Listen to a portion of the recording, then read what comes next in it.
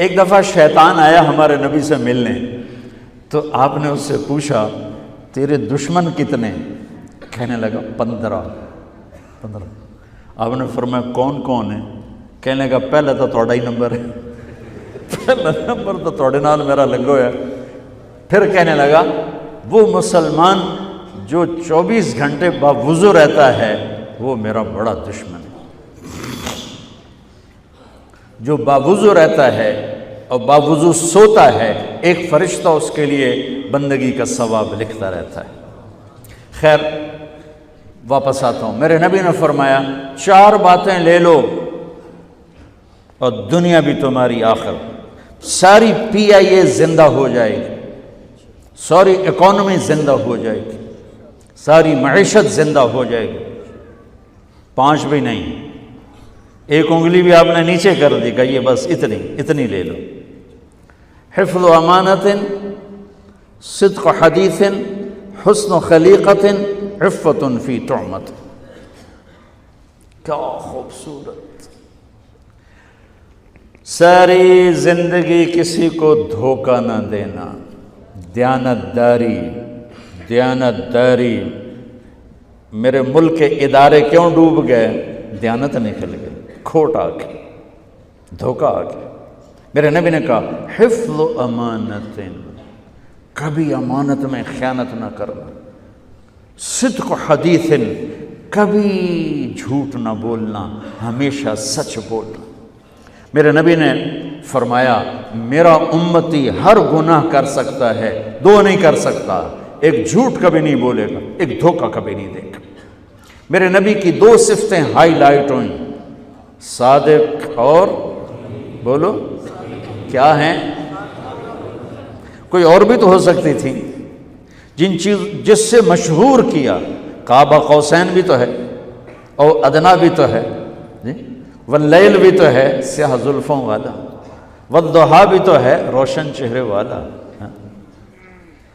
کس سے مشہور کیا؟ صادق امین۔ اگر آپ مجھ سے سوال کرو، میں ممبر رسول پہ بیٹھا ہوں کہ مولانا صاحب سارے دین کو 2 لفظوں میں بتاؤ، ساری شریعت کو، تو میرے پاس 2 لفظ ہیں، سچائی اور امانت داری۔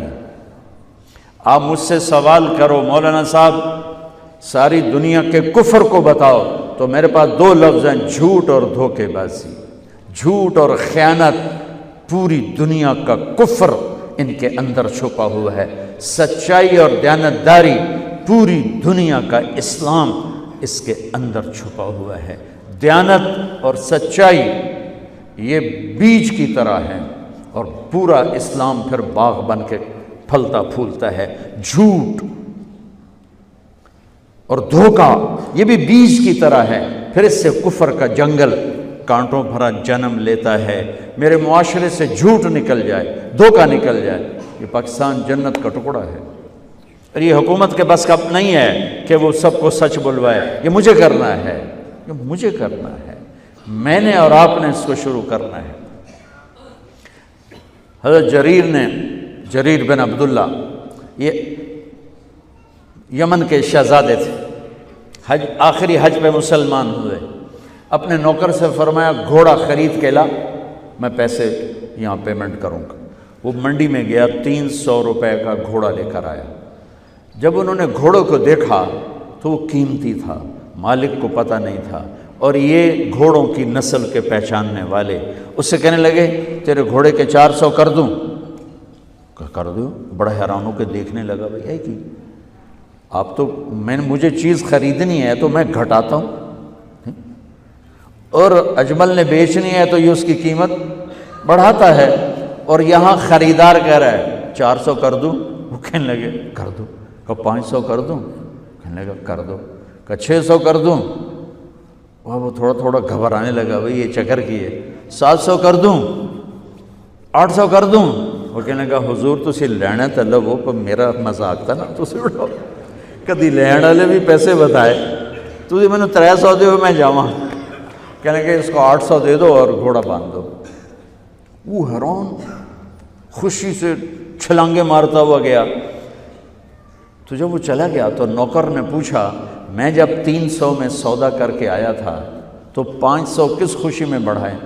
فرمایا میرے بھائی اس کے گھوڑے کی قیمت 800 تھی، 300 نہیں تھی، اور میں نے نبی کے ہاتھوں میں ہاتھ دے کے یہ وعدہ کیا تھا زندگی بھر کسی کو دھوکہ نہیں دوں گا، سب کی خیر خواہی چاہوں گا۔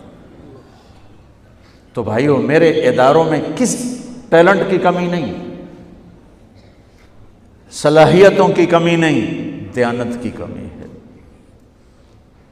قوت عمل کی کمی نہیں، سچائی کی